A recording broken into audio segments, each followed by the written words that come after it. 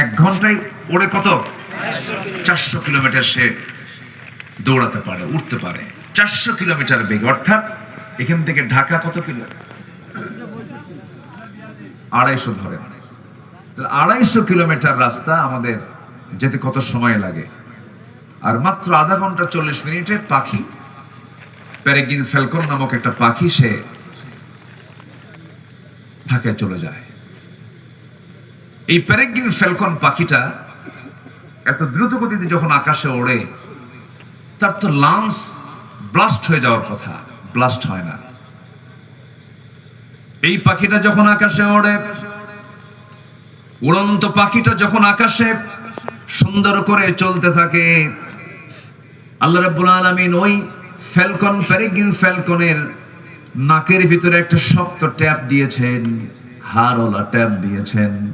যখন সে সামনে চলতে নেয়, বাতাসের গতি যখন বাড়তে থাকে, আস্তে করে সে তার ট্যাপটা নাকের ভিতরে ঢুকায় নেয়, আস্তে করে সামনে রাখে। যত দ্রুত গতিতে বাতাসগুলো আসুক না কেন, ওই শক্ত হাড়ের ট্যাপে আগে বাতাসটা ধাক্কা খেয়ে বাতাসের গতি কমায় যায়।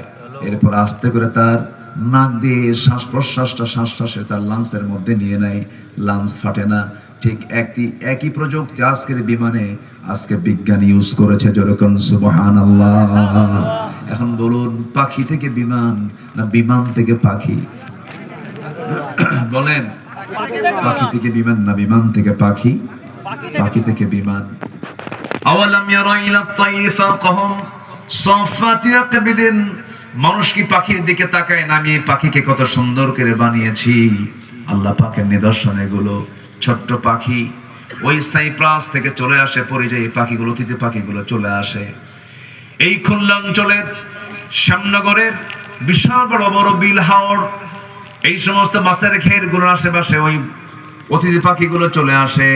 হাকালুকি বিলে চলে আসে, এরপরে চলন বিলে চলে আসে।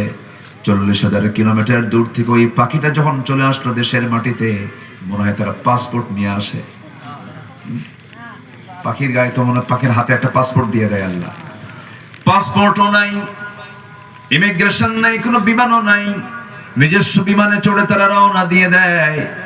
40,000 কিলোমিটার সেই সাইপ্রাস থেকে, সাইবেরিয়ান দ্বীপপুঞ্জ থেকে সেই পাখিগুলো রওনা দিল। বাংলাদেশে কেন আসে? আসার কারণ হলো, হেতুটা হচ্ছে যে সময় সে বাংলাদেশের দিকে চলে আসে, ওই সময় ওই দেশে ঠান্ডার পরিমাণ এত তীব্র থেকে তীব্রতর যে -20 পর্যন্ত পৌঁছে যায়। এত ঠান্ডা, বাইরে থাকলে পরে রক্তগুলো জমে সব প্রাণীগুলো মারা যাবে। এই জন্য আল্লাহ বলছেন, ও পাখি, তুই এই দেশে থাকলে তুই মরে যাবি, অতএব তোর এই আবহাওয়ার সঙ্গে মিলবে না, তুই এখন বাংলাদেশে চলে যা। আমি তোর মাথার ভিতরে কীটক্রম নামক একটা জিপিএস লাগায় দিলাম, একটা তোর ট্র্যাকিং লাগায় দিলাম। সুন্দর করে সেই জিপিএস ট্র্যাকিংটা অন করে সে ঠিক একই রুট, একই পন্থা অবলম্বন করে 40,000 কিলোমিটার পথ পাড়ি দিয়া সে খুলনা অঞ্চলে চলে আসে। সুবহানাল্লাহ বলা যাবে না? আমার আল্লাহ কত বড় রব, যিনি পাখিরও জীবন নিয়ে চিন্তা করেন। আল্লাহু আকবার বলেন। চলে আসে দেশে, 6-7 মাস থাকার পর সেই পাখিগুলো আবার তাদের দেশে ফিরে যেতে চায়। কোন সময়? যে সময় ওই দেশে আবার তাপমাত্রা স্বাভাবিক হয়ে যায়। তাহলে এই পাখিটাকেও সুন্দর করে দেখভাল যিনি করেন, যিনি আমাকেও দেখভাল করেন, সেই মহান রবের নাম কি? চিল্লাবেন, সেই মহান রবের নাম কি? আল্লাহ পাক। 1 নম্বর বন্ধু হচ্ছেন আমার আল্লাহ তাআলা। এটা বন্ধ করে দেব। নাম্বার 2 হলো আমাদের বন্ধু হলো 2 নাম্বার কে?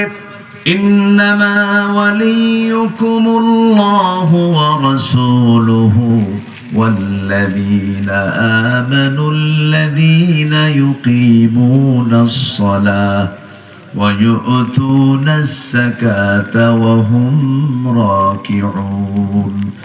নাম্বার 2 হলো রাসূল হচ্ছেন তোমাদের 2 নাম্বার বন্ধু। নাম্বার 2 হচ্ছে তোমাদের বন্ধু হচ্ছে তোমাদের রাসূল। নাম্বার 3 হচ্ছে তোমাদের বন্ধু হচ্ছে তোমাদের মধ্যে যারা ঈমানদার। 2 হচ্ছেন মুহাম্মদ সাল্লাল্লাহু আলাইহি ওয়াসাল্লাম। বলুন তো, রাসূলকে আমরা ভালোবাসবো আমার জীবনের চাইতে কম না বেশি?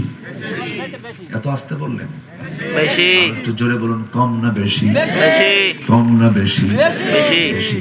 কিন্তু সেই রাসূলকে নিয়ে বাজে কথা বলার মতো লোক আমার দেশে আছে না নাই? কিছু কুলাঙ্গার আছে না নাই? বদমাই। আল্লাহ বলেন ওই সময় বান্দার সমস্ত চাও আমি আল্লাহ পাওয়া করে দেই। আমার